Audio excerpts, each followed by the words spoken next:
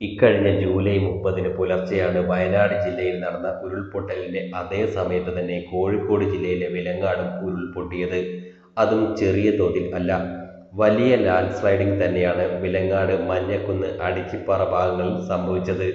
അതുകൊണ്ട് തന്നെ വയനാട്ടിലെ ദുരന്തത്തിനോട് ഒപ്പം തന്നെ ഇവിടെയും ശ്രദ്ധ കിട്ടിയാലേ പുനരധിവാസം സാധ്യമാകൂ. വയനാട്ടിലെ ദുരന്തത്തിന്റെ കൂടെ തന്നെ അതേ പ്രാധാന്യത്തോടെ തന്നെ ചർച്ച ചെയ്യപ്പെടേണ്ടതാണ് വിലങ്ങാട് നടന്ന ദുരന്തവും. വിലങ്ങാട് നടന്ന ഉരുൾപൊട്ടലിന്റെ ഭീകരത പുറം ലോകം കൃത്യമായി അറിഞ്ഞിട്ടില്ല എന്നതാണ് വാസ്തവം. അവിടെ ഉരുൾപൊട്ടൽ നടന്ന് 1-2 ദിവസങ്ങൾ കഴിഞ്ഞാണ് സംഭവം കൂടുതൽ ആൾക്കാരിലേക്ക് എത്തുന്നത്. മെയിൻ സ്ട്രീം മീഡിയകളിൽ എല്ലാം തന്നെ വിലങ്ങാട് ഉരുൾപൊട്ടൽ വലുതായി കാണിക്കുവാൻ സമയം കിട്ടിയിരുന്നില്ല. അറിഞ്ഞ ചിലർ കരുതുന്നത് വയനാട് ഭാഗം തന്നെയാണ് വിലങ്ങാട് എന്നാണ്. വിലങ്ങാടും ഒരുപാട് ക്യാമ്പുകൾ പ്രവർത്തിക്കുന്നുണ്ട്. ഉദ്ദേശം 16ഓളം വീടുകൾ പൂർണ്ണമായും മലവെള്ളത്തിന്റെ കൂടെ തന്നെ ഒഴുകിപ്പോയി.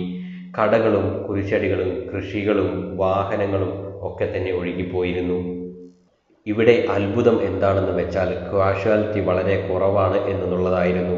ഉരുൾപൊട്ടൽ സംഭവിക്കും എന്ന് നാട്ടുകാർക്ക് സംശയം തോന്നിയിരുന്നു. 2-3 ദിവസമായി തുടർച്ചയായി പെയ്യുന്ന പേമാരിയായിരുന്നു അങ്ങനെയൊരു സംശയം വരാൻ കാരണം.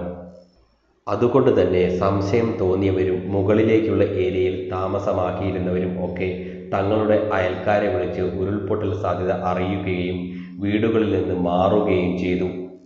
ഉറങ്ങിക്കിടന്നവരെ വരെ ചിലർ വിളിച്ചുണർത്തി രക്ഷപ്പെടുത്തി.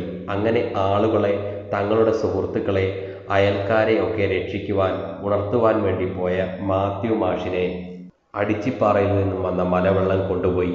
തൻ്റെ കൂടെ വന്നവരുടെ കൂടി ഓടി രക്ഷപ്പെടാൻ മാത്യു മാഷിന് കഴിഞ്ഞില്ല. നാടിൻ്റെ പ്രിയങ്കരനായ മാത്യു മാഷിനെ രക്ഷിക്കാൻ സുഹൃത്തുക്കൾ ശ്രമിച്ചുവെങ്കിലും ഫലമുണ്ടായില്ല. 3-ാം പക്കമാണ് മാത്യു മാഷിൻ്റെ ശരീരം കിട്ടിയത്. വളരെ അത്ഭുതകരമായി തന്നെയാണ് വിലങ്ങാട്ടെ പലരും രക്ഷപ്പെട്ടത്. ഫ്രാക്ഷൻ ഓഫ് സെക്കൻഡിൽ രക്ഷപ്പെട്ടവരും മല പൊട്ടി വരുന്നു കണ്ടവരും ഒക്കെ ഇന്ന് ക്യാമ്പിലും സുരക്ഷിതമായ മറ്റു വീടുകളിലും കഴിയുന്നുണ്ട്.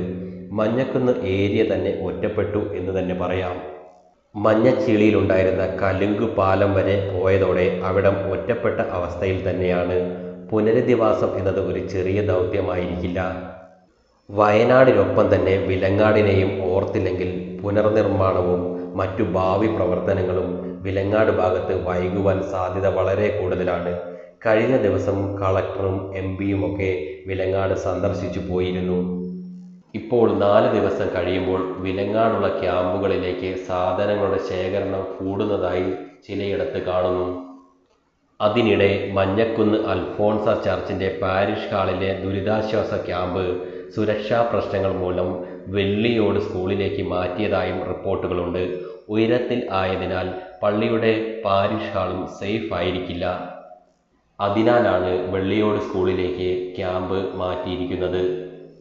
വാക്കുകൾ കൊണ്ട് പറഞ്ഞറിയിക്കാൻ പറ്റാത്ത വിഷമത്തിലാണ് വിലങ്ങാട്, മഞ്ഞക്കുന്ന് നിവാസികൾ ഇപ്പോൾ.